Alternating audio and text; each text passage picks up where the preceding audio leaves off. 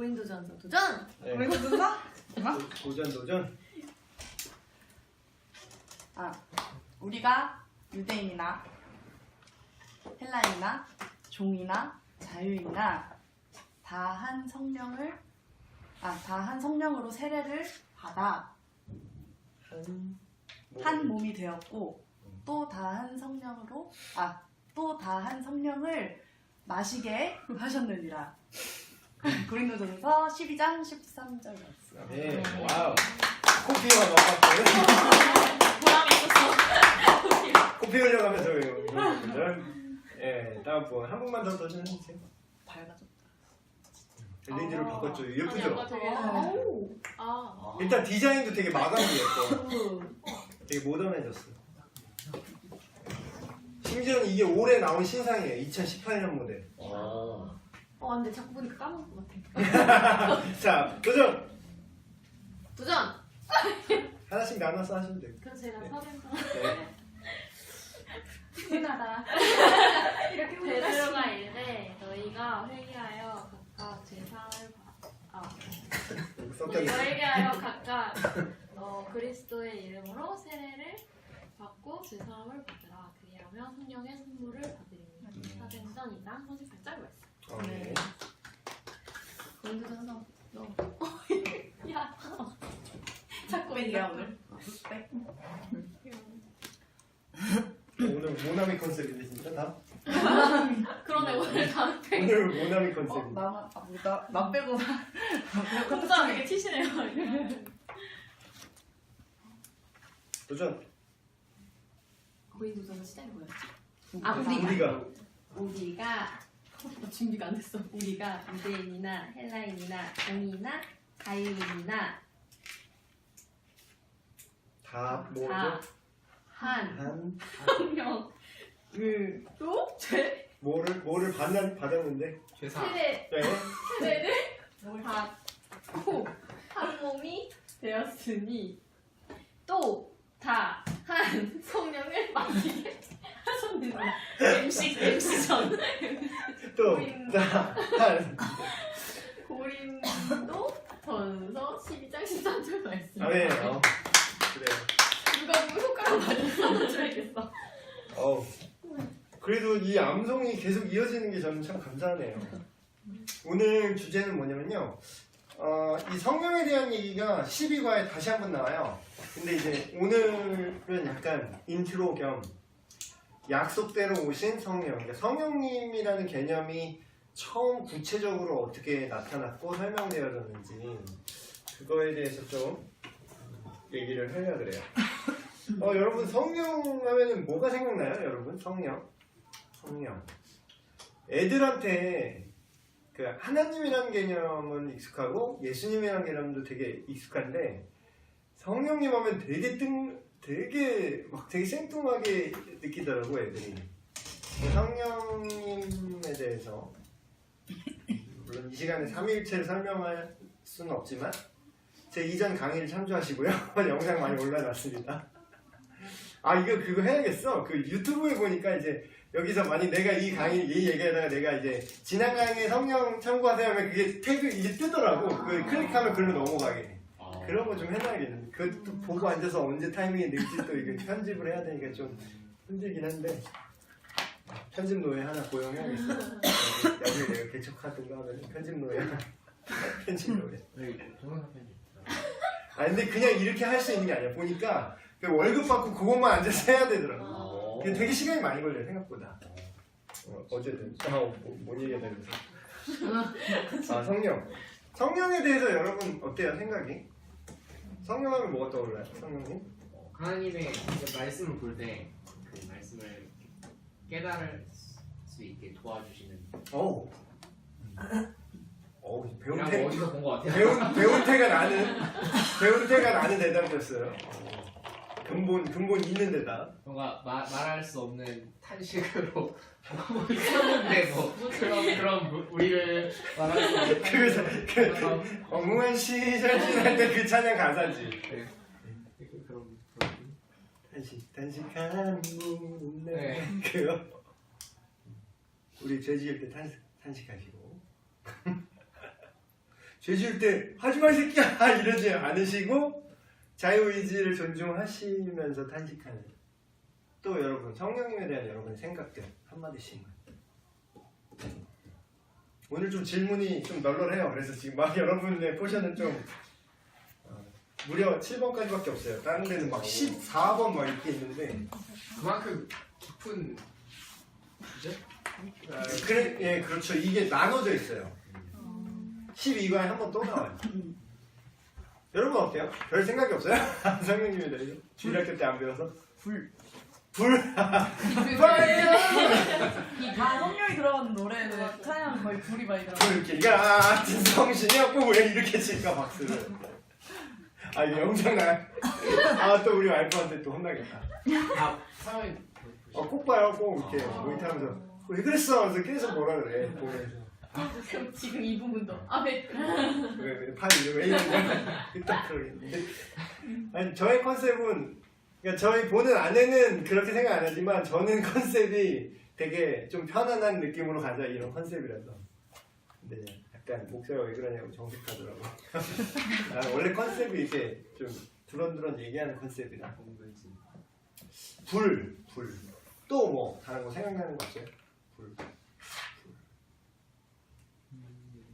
저 예전에 초등부 선생님할 때 네. 그 성부성자 성령을 제가 가르칠 때 성부성자를 가르쳤어. 와. 자아가 나왔을 때 그막 이렇게 십자가가 있잖아요. 그래서 성부성자 그리고 성령 이렇게 가르쳤었거든요. 오. 그래서 뭔가 내 안에 있는 그런 분. 내주하시는 하나님, 내주하시는 하나님. 오, 배운태? 못 배울 때 나도 상관없어요. 괜찮아. 이게 뭐 지식을 자랑하는 불편집중. 아니 근데 맞아요 그것도. 네. 뭐 맞고 틀리고 정말 헛소리만 하는 건 맞는데. 그러니까 느낌, 그냥 본인 느낌 생각해야 돼요. 성령이 뭔가 알 듯 모르겠다 이런 것도 괜찮고. 올해 교회를 다니면서 들은 얘기로는 내가 뭔가 항상 나와 함께 하시죠 이렇게 기도할 때 나와 함께 하시죠 이렇게 고백하는 하나님이 결국에는 성령 하나님인데 애들이랑 저도 크게 다르지 않은 것 같아요. 성령이라는 단어를 그렇게 자주 사용하지 않아서 좀 생소하고 잘 생각을 안 하게 되는 것 같아요. 그래요. 그 이번 과의 목적은 뭐냐면요. 성령님이 그러니까 성경의 약속대로 예언대로 어느 날 갑자기 들어온 개념이다. 예를 들면 일신론으로 믿는 사람들 있잖아요. 그 삼위일체 개념이 없고 일신론으로 믿는 사람들, 뭐 유대교라든지 그런 사람들 입장으로는 성령이라는 개념이 되게 생뚱한 거야. 그러니까 그 나사렛 이단이라고 해요. 그 친구들은 우리를 이제 나사렛 이단이라고 하거든요.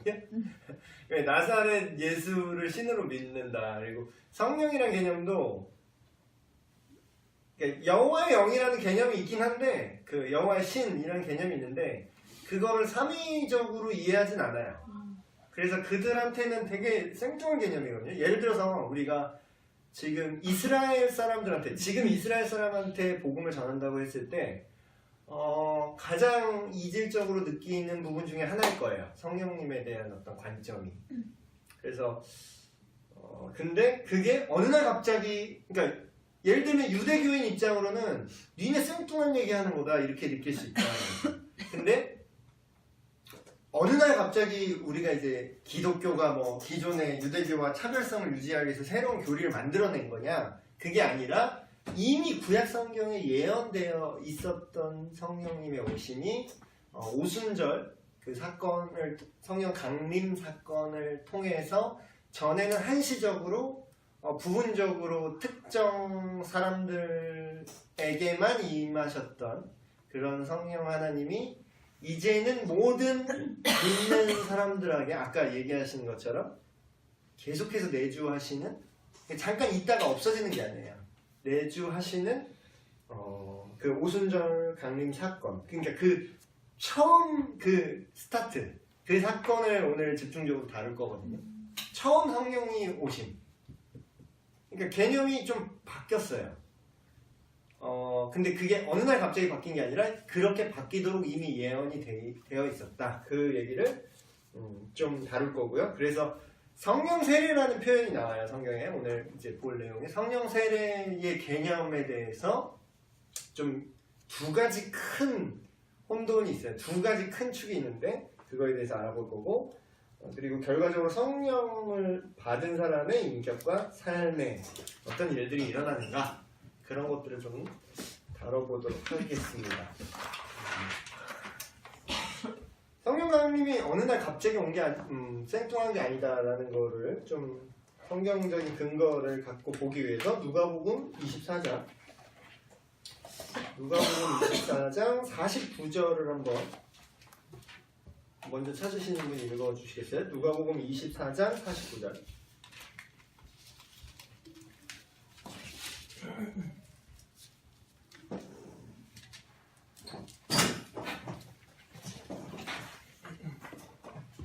볼지어다 내가 내 아버지께서 약속하신 것을 너희에게 보내리니 너희는 위로부터 능력으로 입혀질 때까지 이 성에 머무르라 하시니.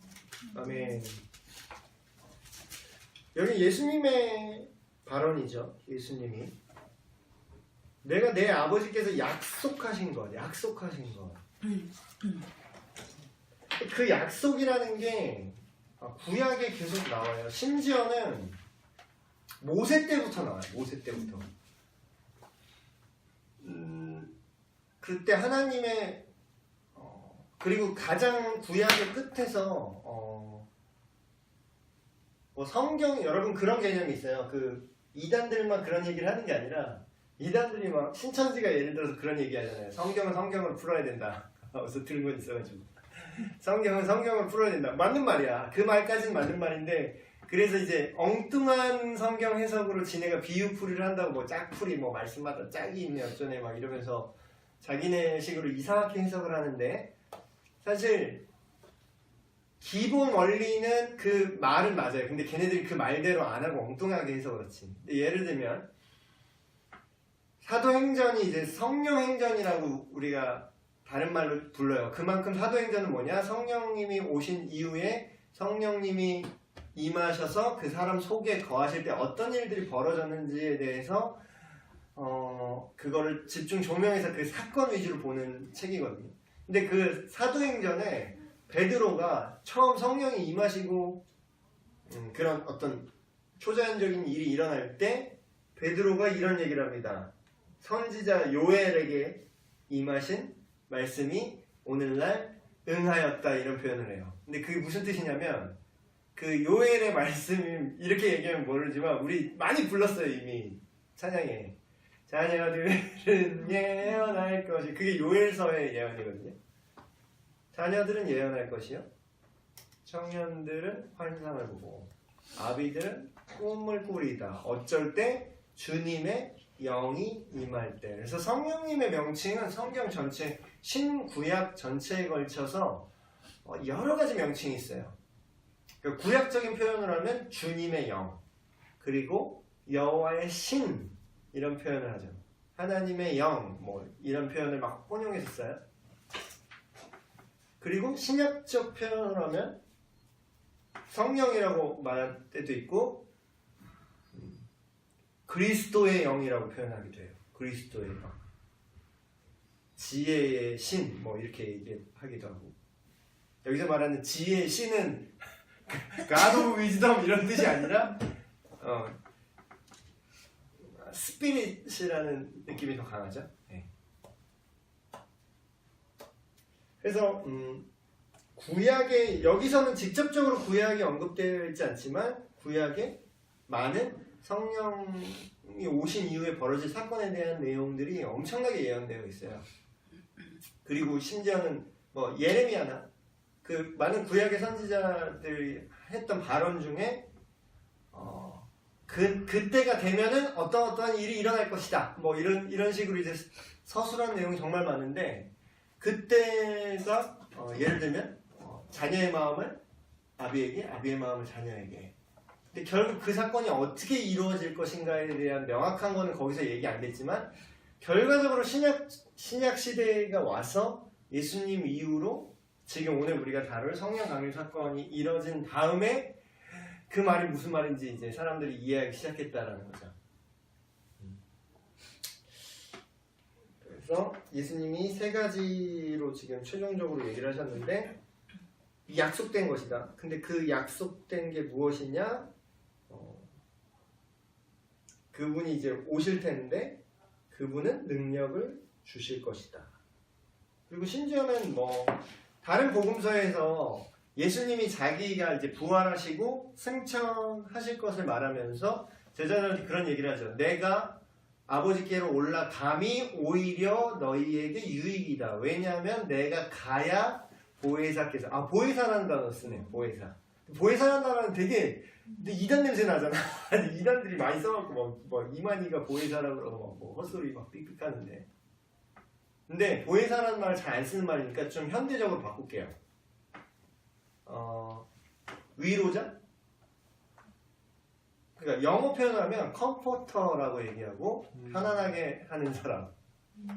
그리고 다른 표현으로 카운셀러. 우리가 생각하는 그 카운셀러 있죠. 우리가 쓰는 그 단어.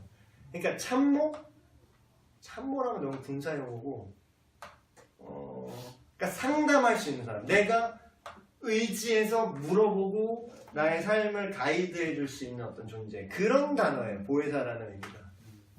그래서 날 편안하게 하고, 근데 나를 그냥 이렇게 편안하게 막 잠재운다 이런 뜻이 아니라 내가 마음을 놓고 상의하고 상담하고 또 나에게 조언을 주고 나를 이끌어가는 그렇게 해서 나를 편안하게 하는 존재. 그게 보혜사라는 의미거든요.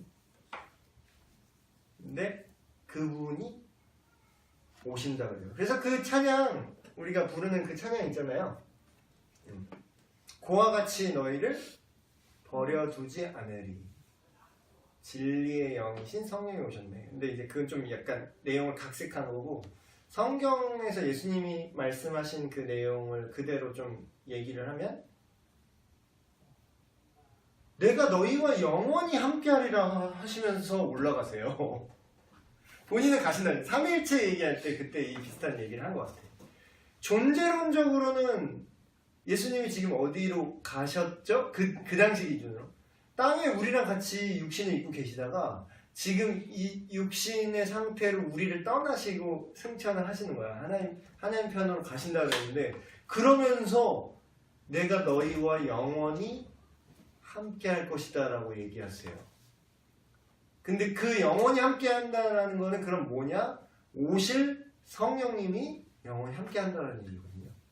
그래서 그 표현을 쓰는 거죠. 근데 이제 그 삼위일체 때 얘기한 거랑 마찬가지로 함께 하는 거는 지금 우리랑 함께하고 존재론적으로 얘기하는 거예요. 지금 존재론적으로 우리와 함께하고 이 세상 끝날까지 예수님 다시 재림하실 때까지 함께 하시는 하나님은 존재론적으로 정확하게 말하면 성령님이신데 또 이걸 또 과하게 해석하면 제가 삼신론자가 되니까 너무 이걸 또 분리하면 성령이라는 하나의 신을 또 믿고 또 예수라는 또 하나의 신을 믿고 뭐 성부라는 세 개의 신을 믿는다 또 이렇게 또 오해할 수 있지만 이게 시비 걸려면 얼마나 시비를 걸 수 있는 부분이거든요. 삼위일체가 그래서 왜 삼위일체를 사람들이 이제 목사님들이나 뭐 신학자들이 함부로 얘기를 안 하냐면 이단 시비 걸기 정말 좋아. 그냥 지금 내가 하는 영상도 딱 편집해서 신덕목사 30년자다 하면 이제 나도 엮이는 거야. 그러니까 이제 무서워서라기보다는 좀 오해의 소지가 많고 그리고 악의적인 사람들이 얼마든지 교리적으로 걸 수 있기 때문에 그거를 잘 안 다루려고 했던 것도 있어요. 근데 나는 어차피 잃을 게 없는 사람이기 때문에 지금 이제 이런 거 막 말하지만 내가 막 진짜 완전 유명 목사였다. 그러면 원래 진짜 유명 목사님들은 적도 많은 거 아세요? 이단들이 그 마킹을 해요. 이단들이 아예 마킹을 해놓는다고. 대형 교회 목사들 다 전담 마크하는 사람들이 있어요. 그래서 뭐 어디 뭐 집회하러 가면은 그 호텔 알아내갖고 거기에 막 옷 벗은 여자 집어넣고 막 이런 거 한다고 진짜로 그걸 해요. 되게 걔네는 특수 요원처럼 움직여. 진짜로 그렇게 해요. 근성이 대단하다. 예, 정말 대단하죠. 왜냐면 그 사람 하나 잡아뜨리면 기독교 데미지가 엄청나게 입으니까. 그래서 목사님을 위해서 기도하라 막 이게 빈말이 아니라 그렇게 노리는 사람들이 많기 때문에 오히려 그렇게 좀 유명하시고 영향력이 크신 목사님들은 이단들이 뭐 별걸 다 걸지. 그래서 이렇게 안 유명할 때 열심히 맘 놓고 하고 속 시원히 막말 막 하지 않나? 몇 얘기 내려왔죠? 3일치 얘기하잖아. 어쨌든 그러니까 우리가 오해의 소지가 많아요, 성령님에 대해서. 근데 그거를 피하는 방법은 성경을 근거로 항상 근거로만 생각하는 거야. 성경을 근거로만 생각하면 문제가 없어요. 자, 볼게요. 2번. 성령님이 처음 이 땅에 임하시던 때, 그러니까 사실 처음 임한 건 아닌데 이전과는 다른 개념으로 뉴 시즌이에요. 뉴 시즌이에요. 시즌이 바뀐 거지 아예. 그러니까 제가 이 개념을 설명해 드리면 구약 시대에 성령님이 임하지 않으셨냐 그게 아니라 구약 시대도 임하셨어요. 예를 들면 삼손한테 여호와의 영이 임하여 그가 당나귀 턱뼈로 1000명 잡았다 그랬나? 트리플 킬도 아니고 쿼드 킬도 아니고 지금 몇 킬을 한 거야. 그러니까 구약 시대의 성령의 임함의 개념은 어떤 개념이냐면 어느 특정한 사람한테, 그리고 그것도 그 사람 속에 계속 내주하시는 개념이 아니라 그 사역을 할 때 한시적으로. 그래서 구약 표현을 자세히 보면 여호와의 신이 그 머리에 임하여, 머리 위에 임하여, upon 이런 그런 단어를 써요. 근데 신약시대, 뉴시즌, 시즌이 바뀌었다는 것은 신약시대의 성령 강림은 그렇게 한시적으로 임했다가 다시 가시는 게 아니라 그냥 그 안에 함께 거하시는 거죠. 내주의 개념으로 바뀌어요. 근데 이게 처음 바뀌는 그때가 지금 오순절 성령 강림 사건이라는 거죠. 그래서 요엘의 예언이 어떤 의미냐면 자녀들, 청년들, 아비들, 그러니까 이게 몇 사람을 얘기하는 게 아니라 어린이, 어린 친구들, 청년, 노인, 모든 사람을 말하는 거예요. 사실 이게 모든 사람에게 하나님의 영이 각각 임하게 될 텐데 그때 이해할 것이다. 근데 이 내용을 우리가 약간 초자연적으로만 보려고 하는 생각들이 있어요. 특히 이제 신비주의 계열 사람들이 요엘의 임함이라 하면 예언을 해야 된다. 우리도 지금 뭐 예언을, 하나님의 영을 받아서 우리가 예언을 해야 된다. 언제 전쟁이 일어나고 언제 이래서 우린 미국으로 가야 되고, 또 홍모 씨 또 사이비 전도사가 막 그런 거 했었죠. 그러니까 그런 예언을 해야 되냐? 그러면 뭐 자녀들은 예언하기로, 청년들은 환상을 그럼 다 봐야 되냐? 꿈속에서 막 하나님이 누구야 야야야 하면서 막 환상 속에서 말씀을 항상 하셔야 되냐? 아기들은 그 꿈을 꿔, 그럼 꿈속에서 하나님의 계시를 계속 받아야 되냐? 구약시대처럼. 그런 개념이 아니라 예언이라 하면 이 또 예언이 나오나? 예언 걸 미리 얘기하면 안 되는데 예언은 안 나오는 거 아니야? 예언 짧게 얘기할게요. 여러분 예언이 뭐라고 생각해요? 오늘 초자연적인 은사에 대한 어떤 성령의 은사에 대한 개관도 할 수 있겠다. 미래를. 보통 예언이라면 미래를 맞추는 걸 생각하죠. 미래를 맞추는 거. 근데 성경에서 말하는 예언은 뭐냐면요, 하나님이 알려주고 싶은 얘기를 대신 하는 거예요. 그러니까 대언에 가까워. 대언. 하나님을 대언합니다 하죠. 근데 그도 그럴 것이, 구약의 예언자들이 예언했던 걸 다시 한번 보세요. 다시 한번 생각해 보세요. 자기 마음대로 말한 게 있어요? 하나님의 영이 여호와께서 이사야에게 이르시되, 여호와께서 요나에게 이르시되, 다 뭐라고 해요? 하나님이 얘기를 하고 그 얘기를 그대로 전달하죠. 그게 예언이라고요. 그럼 결국은 근데 그 전달하는 내용에 과거의 일도 있었고 현재의 일도 있고 미래의 일도 있는 거지. 왜냐면 하나님은 영원한 분이시기 때문에 시간이 얽매이지 않으시니까. 근데 이제 우리는 예언이라고 하면 어떤 마법적으로 뭔가 특이하게 초자연적으로 미래에 내가 그럼 누구랑 결혼합니까? 막 이런 거 맞춰달라고 막 가서 그 무당이지. 근데 하나님은 사실 그 관심 없다니까요. 이런 얘기하면 너무 또 실망하려나? 하나님이 여러분이 물론 관심이 아예 없진 않으시겠지만 하나님의 그 메인스트림 이슈가 있잖아요. 거기에 비하면 그건 중요한 문제가 아니라는 거지. 근데 우리는 보통 사람들은 그게 중요하잖아. 그러니까 어디 용한 권사님이 있다 그러면 예언한다 그러면 거기 찾아가는 거야. 복채 내는 거지. 그럼 그게 기독교 무당이에요, 그거는. 그리고 그렇게 그런 개념으로 예언 비슷한 걸 하고 있는 사람들이 있다면 여러분 그 사람을 찾아가야 될까요? 찾아가지 말아야 될까요? 근데 찾아가고 싶지. 그 마음을 잘 알아. 왜냐면 답답하거든. 인간은 궁금하거든. 내 미래가. 근데 왜 거꾸로 생각해봐야 돼. 그럼 왜 대다수의 사람들한테 자신의 미래를 알지 못하게 하나님께서 가려 놓으셨을까요? 그게 일반적인 거잖아. 그쵸? 그러니까 뭐 또 예언하다가 또 하나님의 뜻까지 나왔는데 그러니까 썰 풀려면 재밌는 건 많은데 주제 하나 잡고 썰만 풀어도 할 말은 많은데 예언이란 거는 하나님의 의도를 전달하는 거야. 그러면 성령이 임하시면 예언할 거라 그랬죠. 자 이제 느낌이 아는 사람 벌써 눈치챘고 자 제가 하는 게 지금 저 예언하고 있어요. 이해되세요? 목사님이 설교를 해요. 어느 부분에 있어서는 예언하고 있는 거예요. 물론 설교가 곧 예언은 아닙니다. 그렇지만 예언적 행동이라고 할 수 있어요. 왜냐하면 하나님의 의도를 전달하잖아요. 하나님이 이렇게 하는 거 싫어하고 하나님이 이렇게 살길 원하십니다. 이거 예언이라니까요. 그쵸? 근데 어떨 때 이렇게 하게 된다고? 성령님이 임하시면 하나님의 영이 임하시면 그러니까 그게 중요한 거예요 여러분.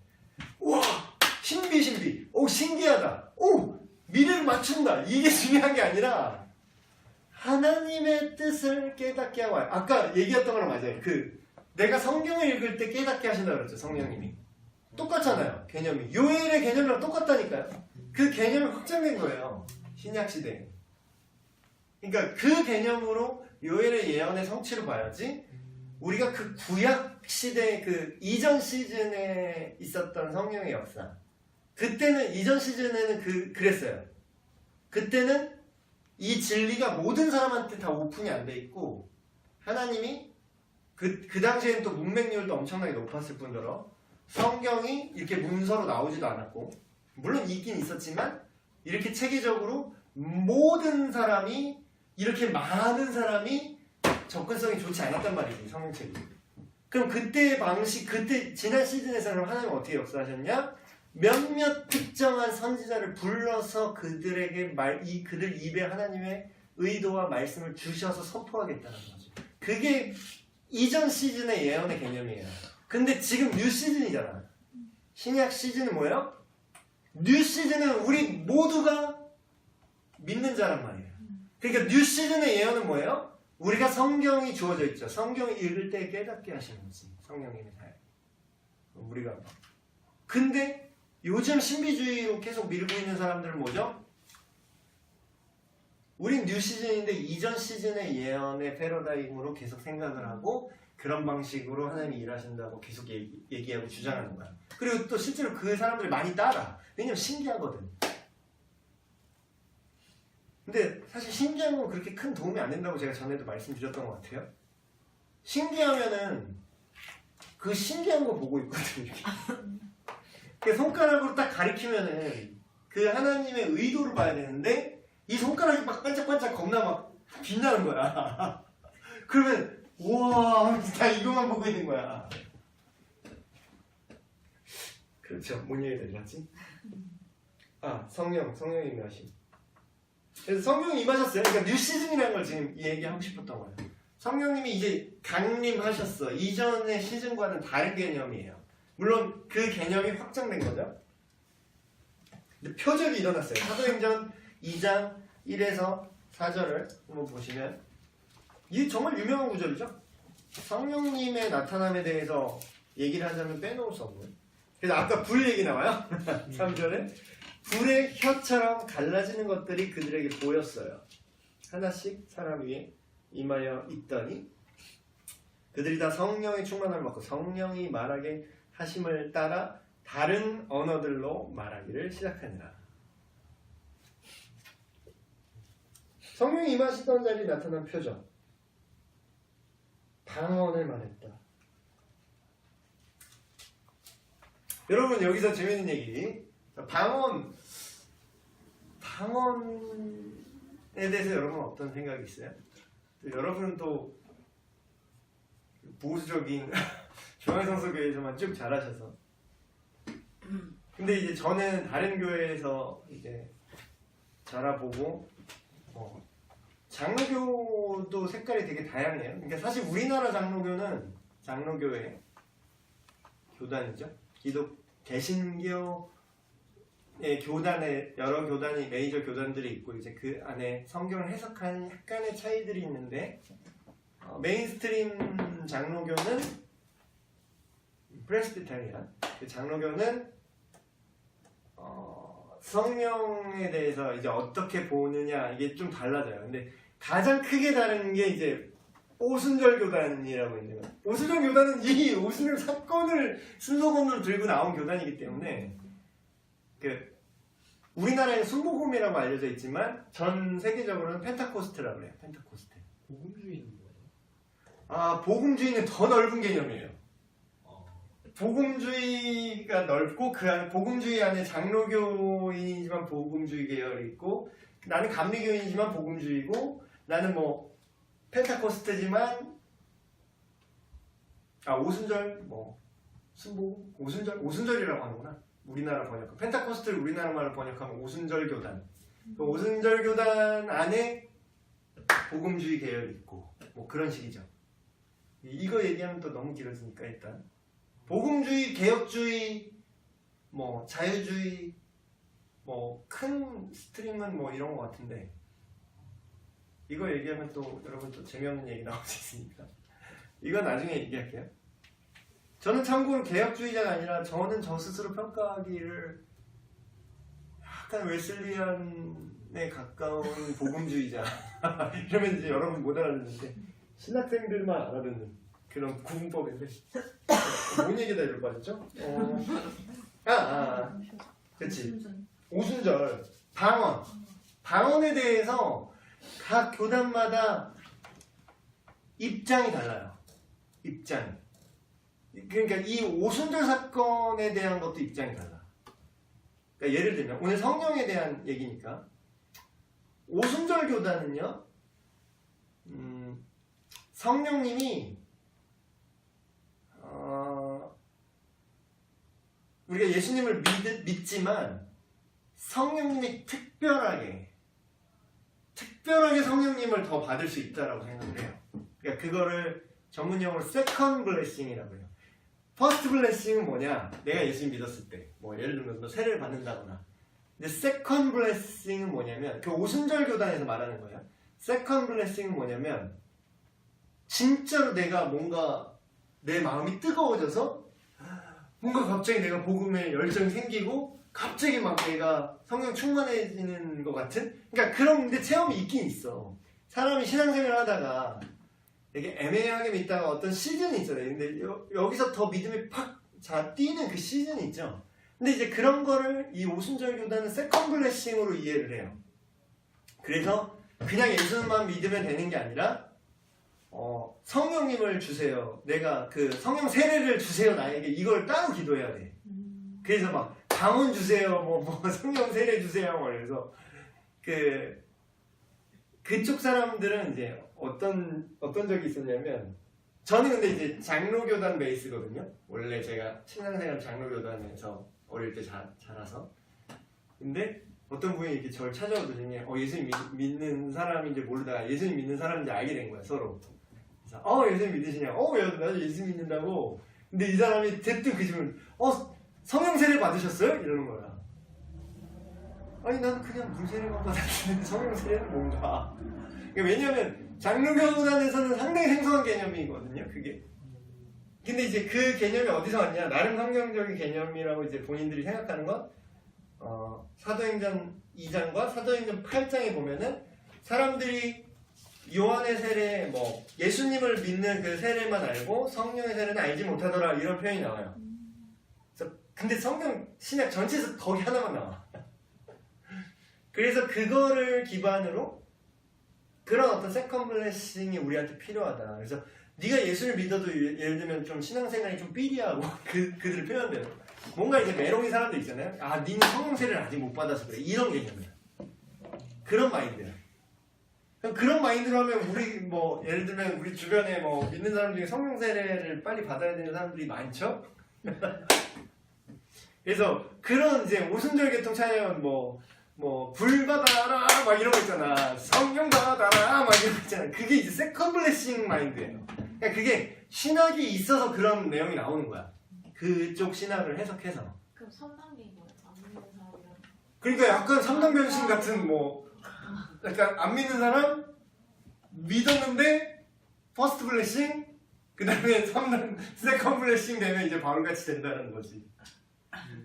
그런데 그리고 이제 더 나가면 그 오순절 물론 그 안에도 여러 가지 오순절만 다 똑같은 오순절이 아니라 또 세부적인 해석이 다르긴 해요. 근데 거기에 펜타코스트 안에 우리나라 기준으로 이제 순복음교회가 이제 오순절 계열이거든요. 우리나라에 있는 교단 중에. 근데 순복음도 기독교 하나님의 성에 기하성이 있고 세 갈래가 있던데.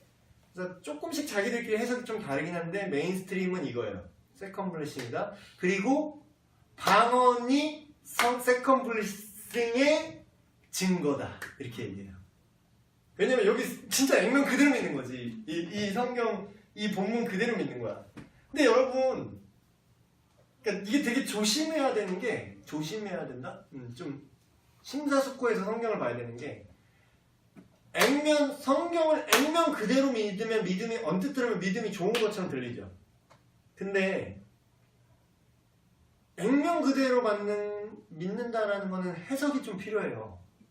그러니까 예를 들면 우리 전에 저번 주인가 아브라함이 이삭을 칼로 바치라고 잡는 거 액면 그대로 믿고 이제 자녀 나오면 한번 바쳐볼래요? 묶어놓고 하나님이 말리나 안 말리나 한번 실험해볼까? 하나님께 바친다고 그러면 왜 말씀에 써있잖아. 써있는 대로 하면 되는 거 아니에요? 그러니까 그때의 맥락과 상황을 제가 그때 얘기했죠. 그 당시의 문화 속에서는 다른 신에게 그렇게 바치는 문화가 일반적이었다고. 오늘날 그걸 흉내내면 안 되잖아. 근데 말씀에 써있다고 그대로 하면 안 되잖아. 그러니까 오늘날에는 오늘날의 시험을 하나님 주시겠죠. 돈 벌래? 근데 교회는 못 나가. 라든가. 그러니까 현대적인 시험이 또 다른 게 있는 건데. 정말 그럴까요? 근데 또 이 영상을 보시는 오순절 교단분들 여러분을 전 주안에서 한 형제라고 생각을 하고 있습니다. 여러분들이 이제 잘못된 그리스도인이라는 게 아니라 사실 이 견해가 다르다고 해서 저나 여러분이 오순절 교단에 있으면 구원받지 못한다 이런 게 아니에요. 그런 개념이 아니지만 사실 성령님에 대한 어떤 이해가 더 성경적인가를 지금 제가 따져보자라는 거죠. 저는 지금 장로교 목사도 아니에요. 심지어는 지금 여기는 초급파잖아요. 그러니까 초급파의 장점이 이거야. 어느 하나를 골수로 팔 수는 없지만 여러 컬러를 보고 좀 비교하고 생각해 볼 수 있다. 근데 그것도 공부를 열심히 해야 생각할 수 있지만 공부 열심히 안 하면 죽도 밥도 안 해 하나도 모르는 애가 될 수 있어요. 그럼 여러분 생각이 어떠세요? 여러분 방언해요? 방언할 줄 알아요? 방언할 줄 아는 사람? 방언이 뭔지에 대해서 정의부터 다시 내려야겠네. 자, 그 보수 장로교회에서는 뭐라고 얘기하냐면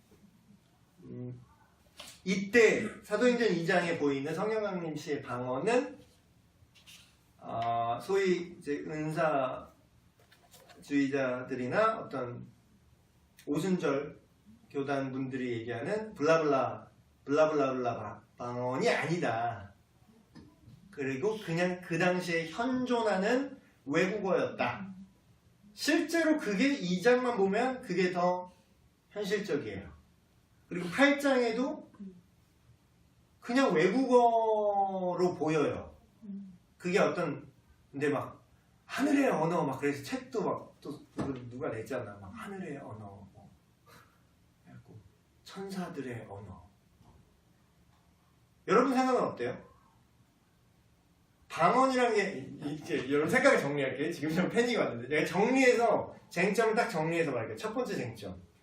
방언이라는 게 오늘날 기준으로 맞출게요. 오늘날의 기준으로 외국어냐 아니면 정말로 하나님과 소통하는 어떤 별도의 초자연적인 언어일 것이냐. 이게 첫 번째 쟁점이에요. 두 번째 쟁점은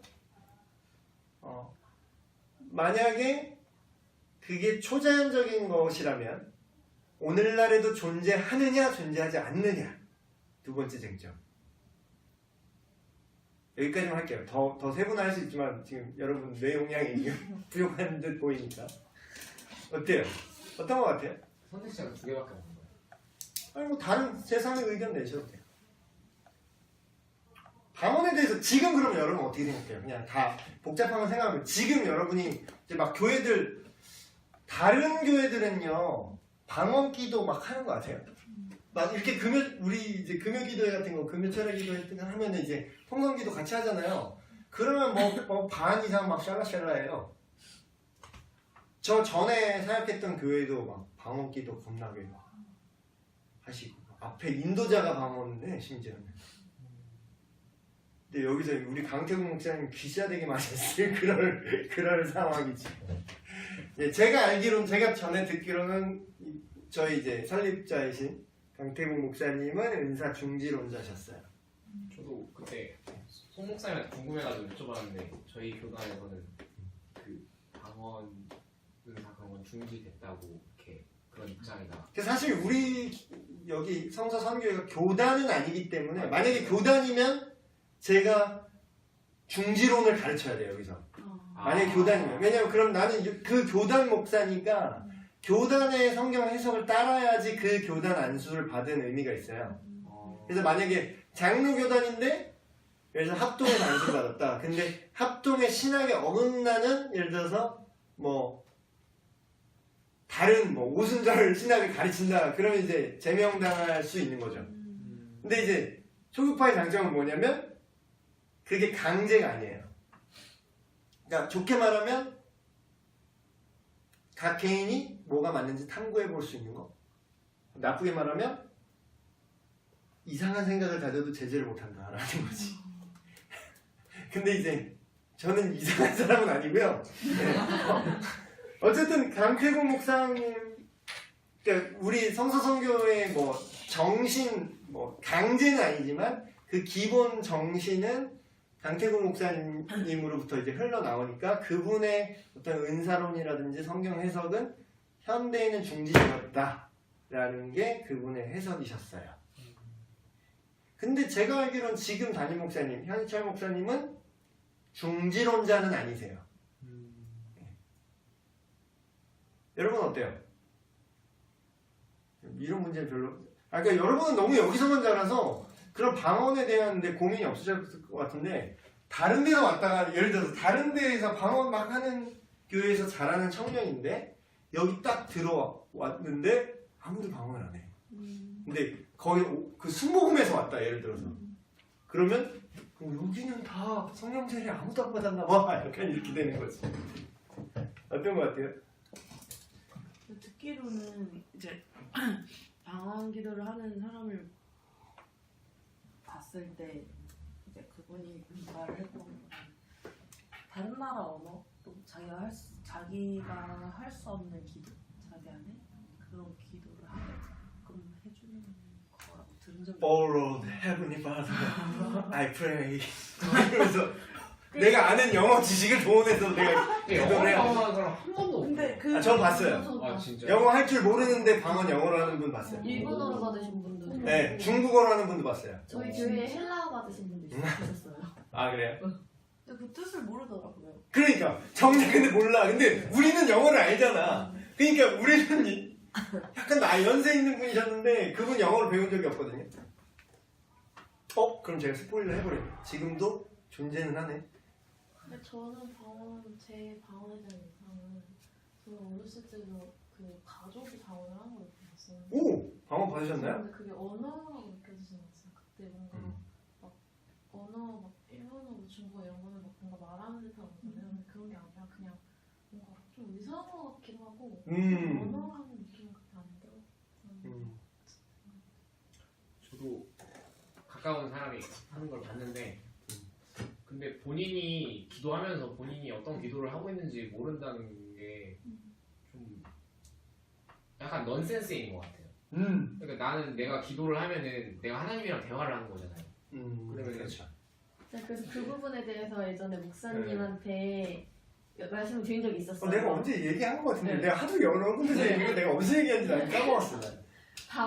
방언을 하는 은사와 방언을 통역하는 은사가 다르다고.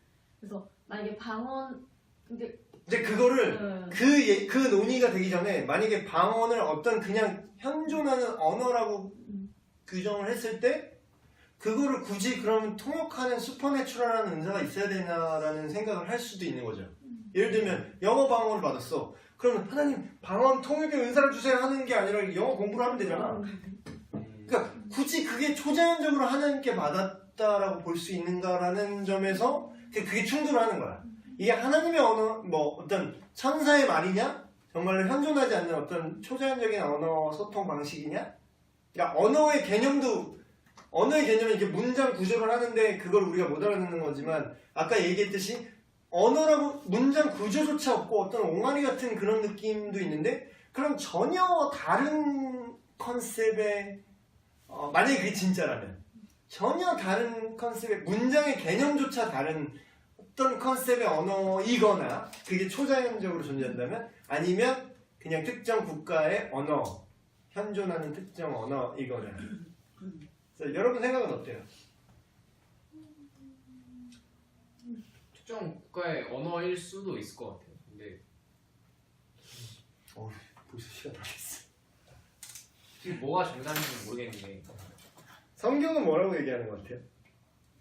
성경은 그거에 사실 우리가 어떻게 느끼고 어떻게 생각하는지는 중요하지 않아요. 성경이 어떻게 말하는지가 중요하지. 그 바울 서신 중에서 어디였는지 기억이 안 나는데 고린도전서 12, 13장 거길 거예요.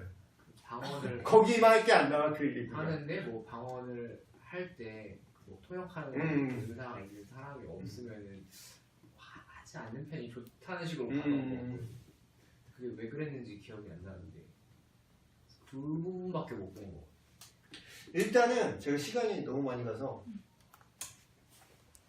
나름의 답변을 드릴게요. 근데 물론 제가 이제 영상으로 저의 어떤 방언과 성령님에 대한 입장 표명이라고 이런 걸 지금 공개를 하지만 사실 이것과 다르다고 해서 뭐 구원받지 못한다거나 뭐 이것과 다르다고 해서 뭐 기독교가 아니라거나 뭐 그거는 아니라는 걸 제가 먼저 빠져나갈 구멍을 지금 얘기하고 넘어갈게요. 왜냐면 실제로 그렇고 저도 이게 되게 고민이 됐어요. 왜냐면 너무 다른 얘기를 하니까 양쪽에서. 그럼 성경은 얘기를 하면은 이거면서 이걸 수는 그러니까 이게 둘이 이렇게 싸우는데 그럼 뭔가 있어야 되잖아. 입장이 내 입장을 적어도 표명을 해야 될 거 아니야. 나는 이렇게 생각한다. 근데 이제 제 입장을 가장 비슷하게 표명한 신학자가 있더라고요. 보니까 그 웨인 글로뎀이라고.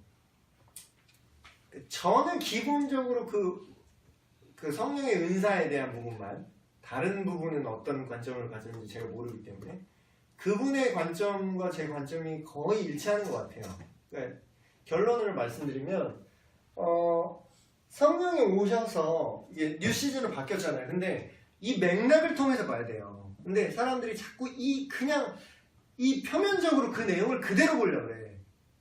근데 이 맥락은 이 뉴 시즌으로 옛날 시즌에서 뉴 시즌으로 바뀌던 상황 속에서 과도기적인 상황 속에서 이 구절을 봐야 된다는 거죠. 그러면 아까 우리가 외웠던 구절이 뭐죠? 유대인이나 헬라인이나 한 성령으로 말하게 하셨다 이렇게 얘기하죠. 그런 과도기였어요. 어떤 과도기냐? 전에는 이방인한테 성령이 임한 적이 없어요. 구약에 그런 게 하나도 안 나와. 있어도 뭔가 되게 비공식적이고 거의 성령이 임하셨던 사람들은 하나님의 말씀을 대언하는 유대인 선지자였어요. 근데 시즌이 바뀐 거야. 자녀, 아비, 노인만 얘기하는 게 아니라 이제는 종족까지 다 오픈된 거야. 모든 민족이 복을 받을 것이다. 아브라함으로 인해서 제가 얘기했잖아요. 성경에 써있잖아요. 근데 그게 성령님의 임하심도 그 제한이 풀린 거예요. 뉴 시즌에서. 그러면 뭐냐? 근데 사도행전 8장을 보면 8장 말고 어디 봐야 되나? 11장 사도행전 10장 44절을 보세요. 제가 읽어드릴게요. 베드로가 이 말을 할 때 성령이 말씀 듣는 모든 사람에게 내려오시니 베드로와 함께 온 할례 받은 신자들이 할례 받지 않은 이방인들에게도 성령 부어주심으로 말미암아 놀라니 이는 방언을 말하며 하나님 높임을 들음이더라. 자, 그럼 여기서 포인트는 방언을 하냐 아느냐가 포인트가 아니라 이방인에게도 성령님이 임했다라는 게 중요한 거예요. 그리고 그 당시에 성령님이 마치 세컨 블레싱처럼 원래 우리의 일반적인 입장은 예수님을 믿으면 성령이 임하시는 거잖아. 근데 이 당시에만 유일하게 이 과도기적 아까 몇 구절 나오는 게 성경 전체에서 몇 구절 안 된다 그랬죠. 근데 사도행전 2장이나 사도행전 8장이나 지금 10장이나 이런 부분들 내용은 다 공통적으로 어디냐? 이 과도기적 상태에 있는 본문이라는 거예요. 그래서 이제 저는 제가 말하는 해석은 좀 극보수 장로교는 아예 끝났다고 얘기해요. 그러니까 성령의 어떤 은사나 이런 초자연적인 은사는 성경이 신약시대까지는 그래도 있었지만 성경이 66권이 완성된 그 시점에 더 이상 우리는 그런 초자연적인 은사가 필요치 않아. 왜냐하면 구원받는 데 필요한 모든 정보가 이미 여기에 다 오픈이 되어 있기 때문에 성경 말씀이면 충분하다 이거예요. 그게 이제 그 은사 중지론자들의 입장이에요. 강태국 목사님도 그런 입장이셨던 것 같아요. 근데 이제 굳이 둘 중에 선택하라면 완전 막 은사 막 신비주의자 아니면 중지론자 둘 중에 고르라면은 물론 이것도 어이없는 거지만 차라리 중지론이 나아. 왜냐하면 약간 느낌이 좀 죽긴 하지만 좀 약간 다이내믹이 죽긴 하지만 뻘짓은 안 하거든. 근데 얘네는 다이내믹이 엄청나. 막 홀리 파이어 막 이러고 엄청나. 얘네들은 믿으면 되게 익사이팅해요. 얘네들은. 왜냐면 막 지금도 그런 친구들이 있어요. 지금도 그런 교회들이 있어요. 독립교회 그런 교회들이 있어요. 왜냐면 기존 교단에는 안 받아주거든. 그렇게 신앙생활하면. 그래서 이제 독립교회 중에서 이제 그런 신비주의 교회 거기는 교단도 없고 되게 특이해요. 아무튼 그래서 막 예언 집회하고 막 이러거든요. 근데 거기 또 젊은 층이 많아. 아무래도 이제 감각적이고 되게 익사이팅하거든. 그리고 막 거기 막 밴드 막 죽입니다. 왜냐면 이제 분위기를 몰아가야 되거든. 이렇게. 그래서 어떤 비판하는 사람은 그게 이제 집단 최면 아니냐 이렇게 비판하기도 해요. 왜냐면 계속 그 뱀프 돌린다 그러죠. 전문용어로 계속 돌리는 거야. 그러면 이제 나중에는 트랜스 상태가 와. 조명 끄고 막 계속 그렇게 돌리면. 그래서 감정 조작, 성령 충만을 가장한 감정 조작이다 뭐 이렇게까지 얘기해요. 그래서 이제 예배학 시간에 배울 때도 그 위험성, 음악 사용의 위험성에 대해서 배우거든요. 그게 무조건 다 나쁜 건 아니지만 그렇게 악용될 수도 있다. 근데 이제 그쪽으로 넘어가면 되게 익사이팅하기는 해. 그래서 막 내가 진짜 예수님 믿는 것 같고 내가 막 신앙생활 제대로 하는 것 같고 막 내가 막 인류 신자가 된 느낌이야. 그러니까 니네는 아직 퍼스트고 난 세컨드라 이거야. 난 초사이, 니네 그냥 사이언, 난 초사이언. 약간 이런 느낌인 거지. 근데 이제 예수님의 말씀이 그 열매를 보아 그 나무를 알 수 있다. 근데 열매가 오히려 막 더 정죄하고 더 영적인 엘리트주의에 빠진 사람들 정말 많이 봤어요. 그쪽 사람들 중에서. 그래서 나는 오늘 환상 봤다고. 근데 막 우리 같은 방언도 못하는 이런 사람들을 막 찌그러져 있어요. 그냥. 그러니까 이제 그쪽에 끼려면 나도 방언 받고 싶은 거야. 그러니까 막 그 집회 따라다니고 막 안수 기도하면 뭐 임파테이션 뭐 그래가지고 막 성령을 너한테 흘러주면 근데 그 이미 비성경적이야. 성령님이 뭐 네가 뭔데 하나님이신 성령님을 오라가라야. 네가 뭐 부어 나눠줄 수 있어 성령님을? 사도행전에 나오죠. 시몬이라고 하는 자가 성령 받고 기적 행하는 걸 보고 방언하는 걸 보고 자기도 그 능력을 받고자 돈 주고 사려고 했는데 된통 혼나죠? 근데 개인이 나눠준다고 나눠줄 수 있는 게 아니에요. 성령님이. 근데 걔네는 그 극단까지 가 있어. 그럴 바에는 중지론이 낫다. 하지만 나는 또 막 파고. 근데 경험적으로 봤을 때 정말 방언이 중지된 게 아니잖아. 경험적으로 봤을 때. 근데 이제 중지론자는 이렇게 얘기해. 그건 다 가짜다. 너무 또 재수없는 표정 줘버렸네. 그건 다 가짜예요. 다 사탄이잖아. 마귀 방언이야. 막 중지됐어. 막 이렇게 얘기해.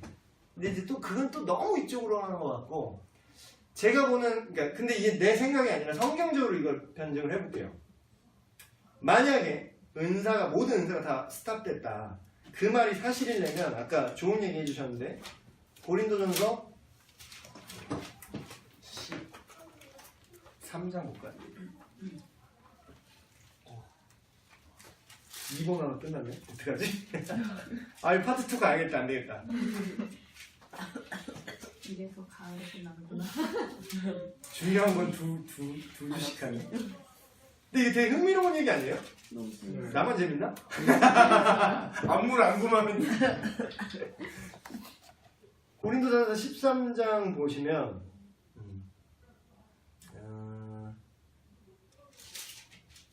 자 8절부터 제가 읽어드릴게요. 그러니까 은사에 대한 문제점에 대해서 쭉 얘기하다가 12장에서 니들이 뭐 방언하고 예언하는데 뭐 니들이 이렇게 문제가 나면 되냐 그 얘기를 하는 거야. 니들이 열매를 뭐 아는데 니들이 방언하고 은사는 있고 막 예언하고 막 이렇게 까부는데 실제로 네 삶의 열매는 막 서로 싸우고 이러고 있지 않냐. 고린도 교회에 대해서 그런 얘기를 하는 거거든요. 근데 사랑이 은사 중에 최고다. 사랑을 추구해라. 모든 은사는 사랑을 위한 것이다 라고 얘기하면서 이런 얘기를 해요. 사랑은 언제까지는 떨어지지 아니한다. 예언도 패하고 방언도 그치고 지식도 패하리라. 그러니까 다 없어진다는 거죠. 근데 이 구절을 근거로 이제 중지론자들은 이미 다 패했다. 없어졌다. 이렇게 얘기하는 거예요. 우리는 부분적으로 알고 부분적으로 예언하니 온전한 곳이 올 때는 부분적으로 하던 것이 패하리라. 내가 어릴 땐 말하는 것이 어린아이 같고 어렸을 땐 어린아이 같고 깨닫는 것이 어린아이 같다. 생각하면 어린아이 같다. 장성한 사람 대해서는 어린아이의 일을 버려놓으라. 근데 온전한 것이 올 때에는 부분적으로 알던 것이 없어질 것이다 라는 이 10절의 주장으로 온전한 것은 뭐냐? 성경 66권의 완성이다 이렇게 해석을 해요. 보수 장로교 쪽은 장로교뿐만 아니라 뭐 각 교단의 좀 중지론적으로 생각하시는 분들 은사 중지론으로 생각하시면 돼요. 근데 저는 거기에 동의하지 않아요. 왜 동의하지 않냐면 그냥 느낌적으로 뭐 방언하는 사람 봐서 경험적으로 성경을 해석하면 안 돼요. 성경으로 경험을 해석해야 돼요. 볼게요. 성경으로 변증을 해볼게요. 다 좋아. 그래. 그렇게 되면 다 패하게 된대. 패하는 시즌이 온대요. 근데 그 시즌이 언제냐? 12절을 보면 우리가 지금 거울로 보는 것 같이 힘이 나. 이 당시의 거울, 우리 지금 거울 생각하면 안 돼요? 그러니까 항상 성경을 있는 그대로 보면 지금 시대로 또 보잖아. 그러면 안 돼. 이 당시의 거울은 지금처럼 모래 입자로 이렇게 진짜 투명하게 보는 거울이 아니라 청동 거울 생각하면 돼. 되게 흐릿하게 보이는, 되게 더러운 그런 놋새 그릇 같은 걸로 얼굴 비춰보는 거라고 생각하면 돼요. 잘 보여요? 잘 안 보여요? 잘 안 보이죠? 그 거울로 보는 것 같이 희미하나, 그때에는, 여기서 말하는 그때는 언제요? 모든 것이 이 패할 때, 모든 은사가 패할 때, 그때에는 얼굴과 얼굴을 대하여 볼 것이요 지금은 내가 부분적으로 아나. 그때에는 주께서 나를 아신 것 같이 내가 온전히 주님을 알리라. 자, 변증 들어갑니다. 여러분 지금 성경 66권이 완성됐어요? 근데 하나님께서 나를 아시는 것처럼 여러분이 하나님 알아요? 그렇게 알면은 끝난 거야. 알면 끝난 거라고. 근데 알아요? 난 모르거든요. 나만 찐따라서 모르나? 여러분은 다 아세요? 하나님이 여러분을 아는 것처럼. 그러니까 이게 중요한 거야. 어느 정도는 알 수 있죠. 성경에 하나님을 알기 위해서 필요한 충분한 정보들이 성경 안에 이미 완성된 건 맞아요. 그런데 이 단서가 결정적인 거지. 주께서 나를 아시는 것 같이 안다고? 지금? 아니잖아. 그럼 그때 패한다 그랬는데 아직 안 패한 거지. 전국에 계신 은사 중지론자 여러분, 저를 너무 또 핍박하지 마시기 바랍니다. 이 견해가 다를 수 있어요. 근데 저는 그렇게 해석한다는 거죠. 나름 설득력 있지 않아요? 그런데 이 얘기를 왜 하냐면, 그러면 방언도, 그럼 이제 또 아까 두 번째 이슈가 있어요. 그럼 존재하더라도 외국어지, 옹알이 방언은 알 수 없는 문장 구조의 샬라샬라 방언은 다 자기 최면이다. 내지는 자기 심리적 위안을 위한 어떤 사람은 이렇게까지 얘기해. 그 어린 시절에 옹알이를 하는 그 심리적 기제가 어떤 영적 체험이라는 단어가 생각이 안 나. 영적 체험이라는 구실로 그게 표면화된 것이다. 또 이렇게까지 얘기하는 사람이 있어요. 이거를 뭐 심리학적 현상으로 얘기하시는 분들이 있어요. 근데 또 성경적으로 얘기를 해볼게요. 고린도전서 12장을 보시면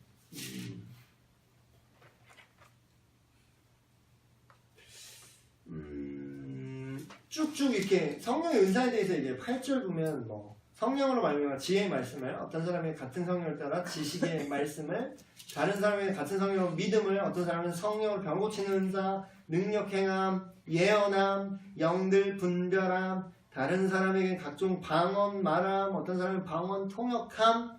근데 이걸 누가 주신다고요? 한 성령님이 주신다고요.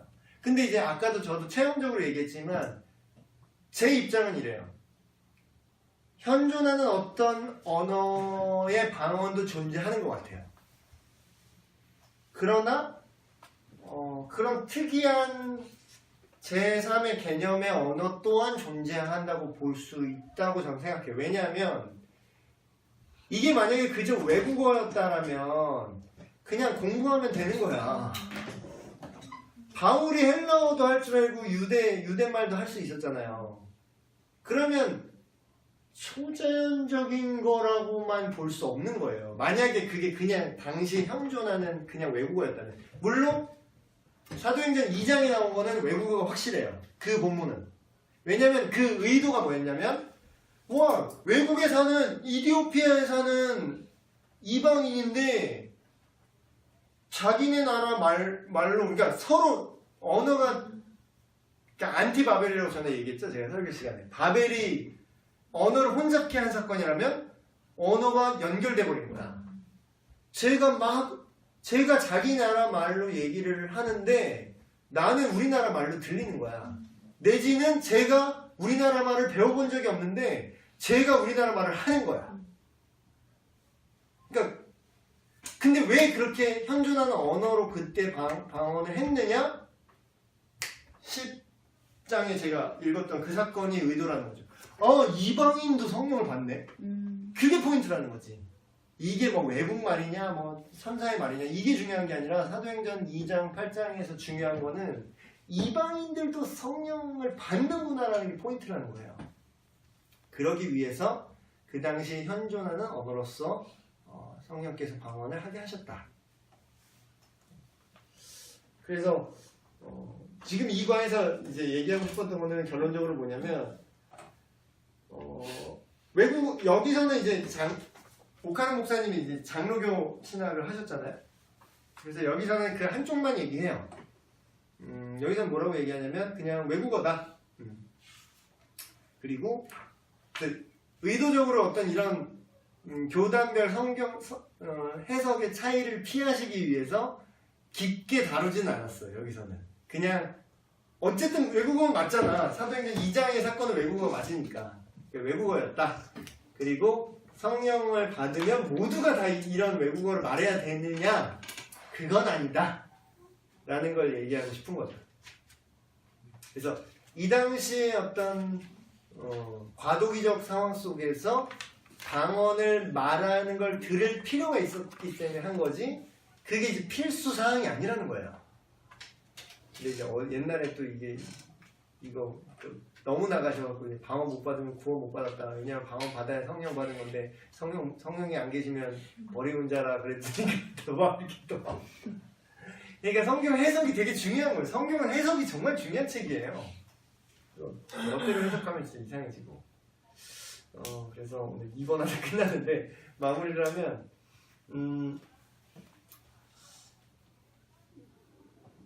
3번까지 이제 마무리해서 그냥 마칠게요.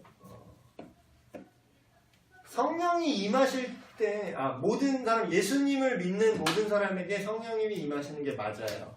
그런데 여기서 말하는 두 번째 세컨 블레싱이라는 개념은 사실 만약에 이 개념이 맞으려면 모든 믿는 자한테 모든 동일한 현상이 일어나야 돼. 근데 그렇지 않잖아요. 그렇지 않죠?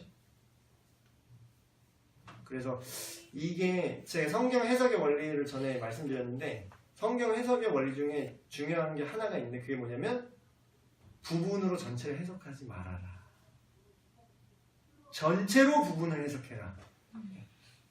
자, 이 세컨 블레싱처럼 보이는 본문이 몇 개 나와요. 2군데. 딱 2군데. 사도행전 2장, 사도행전 8장. 없어. 그럼 이 2군데 나온 걸로 성경 전체를 해석하는 교리를 만들면 그게 잘하는 짓일까요? 틀릴 가능성이 많은 걸까요? 진짜 중요한 교리는 한두 군데 나오지 않아요. 전체 구약의 예언부터 해서 끝까지 다 나오지. 그래서 진짜 중요한 건 안전장치가 2중, 3중, 4중 이거 아니면 안 되게끔 딱 돼 있어요. 예수가 그리스도다 이런 거. 근데 성령에 대한 어떤 이런 적용과 입장은 명확하게 나오지 않아요. 그래서 이제 잘못된 해석으로 쭉쭉쭉 나갈 수 있지만 여러분들은 여기서부터는 좀 약간 오프 더 레코드인데 사담인데 저는 개인적으로 방언을 합니다. 충격 고백이 그런 건가? 방언을 하는데 안 할 수 있어요. 안 해요. 저 방언하는 거 한 번도 못 들어봤을걸요 우리 교회는. 왜냐면 여기 입장이 그거니까. 굳이 뭐 이렇게 이제 다른 사역 중에 어떤 분은 이제 아랑곳하지 않고 열심히 하셨지만 그래서 막 기도하는데 누가 이렇게 쪽지 이렇게 주고 가셨대. 방언으로 기도하지 마세요. 이렇게 써놓고 그렇게 갔대. 우리 교회 클라스. 근데 이제 그러니까 사실 여기 보면은 고린도전서에 보면 그 내용 나와요. 그게 초자연적인 언어일 수 있다라는 게 나와요. 너희는 그걸 하나님께 대하여 말할 뿐 너희 마음은 그 의미를 알지 못하고 열매 맺을 수 없다. 이런 표현이 나와. 아까 얘기한 것처럼. 그럼 만약에 그게 외국어라면 그런 표현을 쓸까? 그리고 하나님께 대하여 말합니다 라고 나와요. 그래서 그게 개인의 덕을 세운다 그래요. 그 방언 말함이. 그래서 그게 이 당시에도 이미 초자연적인 어떤 하나님과의 소통하는 방식으로 존재했었다라는 거죠. 그리고 저희 개인적인 의견을 좀 덧붙이자면 제가 방언을 할 때 어떤 느낌이냐면, 그러니까 아까 그 얘기했죠. 이게 그럼 왜 무슨 소용이냐? 내가 뭔 얘기를 하는지 내가 모르지 않냐? 맞아요. 내가 뭔 얘기를 하는지 몰라. 방언, 그러니까 이 해석에 동의한다는 전제로 해서 방언 통역의 은사가 있지 않는 이상, 이제 내가 무슨 말을, 저는 통역의 은사는 없어요. 제가 알기로. 저는 방언을 할 줄은 알지만 뭔 뜻인지 몰라. 근데 그게 무슨 소용이냐? 소용이 있어요. 어떤 면에서 소용이 있느냐? 성경에 보면은 성령께서 말할 수 없는, 아까 얘기했던 말할 수 없는 탄식으로 우리가 마땅히 빌 바를 알지 못할 때에 성령께서 알게 하신다. 성령께서 도우신다라는 표현이 있죠. 근데 저는 그게 방언으로 가능하다고 봐요. 왜냐하면 진짜 급하거나 아니면 내 자신도 뭘 기도가 이렇게 막혔다고 표현하죠.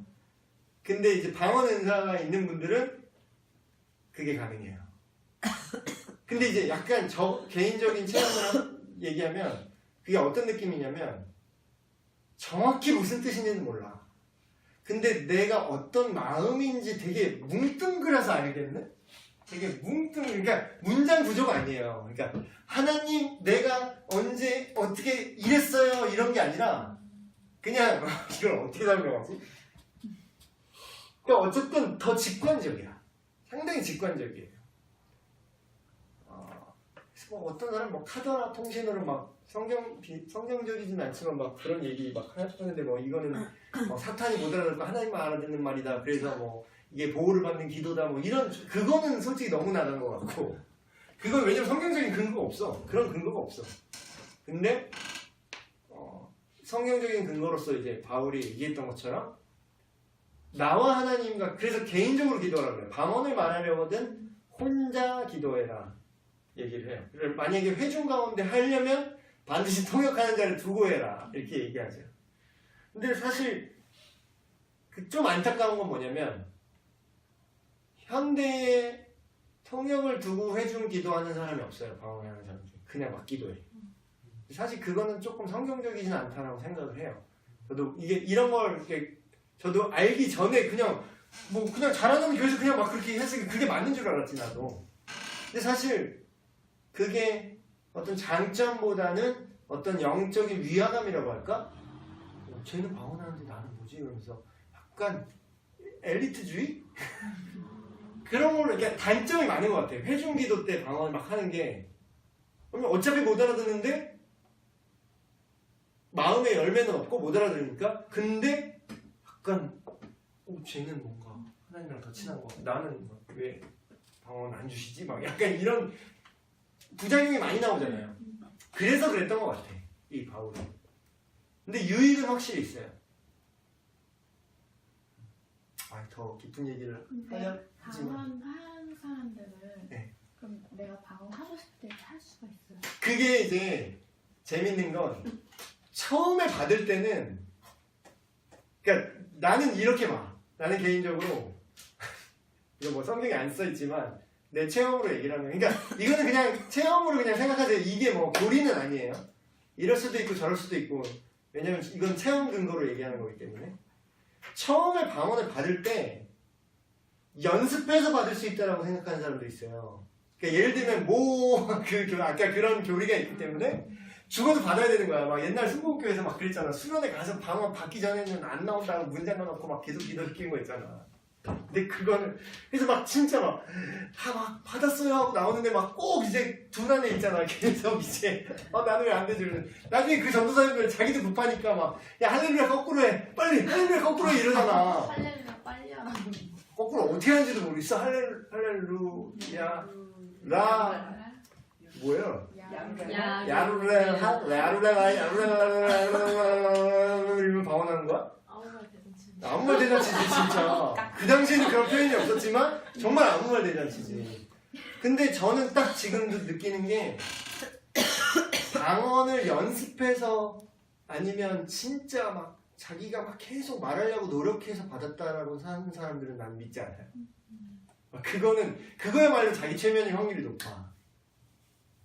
근데 진짜로 받는 사람들은 저 개인적인 체험을 포함해서 처음에는 컨트롤이 안 돼요. 그냥 나와. 내가 왜 이런 말을 하지? 그냥 나와. 저 같은 경우는 대학생 때 방언을 처음 받았거든요. 대학생 때. 물론 이게 중지론자들은 이런 개념 자체를 인정하지 않으시겠지만 이런 얘기를 하면 신목사 그렇게 안 봤는데 뭐 이상하네 또 이렇게 생각할 수 있죠. 근데 뭐 내가 겪은 일인데 어떻게 해? 내 과거를 막 뒤집어 엎어야 되나? 그들의 성경 해석에 맞춰서 막 그건 다 가짜였어 막 이래야 되나? 물론 체험이 다 진짜는 아니에요. 근데 이제 성경적 근거가 있긴 있는 거니까. 그래서 막 기도하다 그 당시에 어떤 분위기였냐면 그냥 이렇게 중보기도 모임이 있었어요. 그 우리 과 안에 그래서 기도하는 이렇게 모임이 있었는데 기도하다가 남 기도하다 받았어 심지어. 그래서 다른 사람 위해 기도하다가 방언이 나왔어요. 그러니까 난 막 내가 받고 싶어요. 막 방언 주세요. 나 이거 하고 싶어요. 이러지도 않았어. 그냥 다른 사람 기도하다가 나왔어. 근데 이제 처음에는 이제 컨트롤이 안 되더라고. 근데 나중에 많이 하다 보니까 컨트롤이 돼요. 그러니까 근데 그것도 성경적 근거가 있지. 하지 말라고 하잖아. 그럼 그 얘기는 뭐야? 내가 조절이 가능하다는 얘기예요. 그러니까 개인적으로 하고 회중 있을 때 하지 말아라고 지금 권면하죠. 그럼 컨트롤이 된다는 얘기야 이거는. 실제로도 컨트롤이 돼요. 처음에 받을 때는 컨트롤 내 의지와 상관없이 나왔지만 근데 만약에 그게 계속 내 의지와 상관없이 갑자기 있다가 오늘 갑자기 막 이렇게 나온다. 근데 계속 그런 식이다. 되게 내가 막 직장 생활하는데 가서 공연이야. 막 공연 잡혀서 막 세션 하고 있는데 막 나와. 이러면 근데 사실 내가 믿는 하나님은 그런 하나님이 아니거든. 왜냐면 하나님이 자유의지를 주셨고 그거는 성령이 임한 게 아니라 그거는 오히려 사탄의 방법에 가까워요. 그 포제션 된 거지. 그거는 빙이 된 거잖아. 쉽게 말하면. 그건 빙이 된 거지. 왜냐면 내 의지가 아니라 계속 나오는데. 근데 이제 은사주의 극단으로 가면 그 사람들은 되게 위험한 게 뭐냐면 성령님 내 안에 자유롭게 자기 뇌를 놔. 그러면서 그게 성령님이 나를 자유롭게 써주세요, 이끌어주세요, 성령님 뭐 임해주세요 막 이래. 근데 그게 뭐냐면 자기 의지라기보다는 자아를 놔버린다고 해야 되나? 유식한 말로 피동적이 된다는 거야.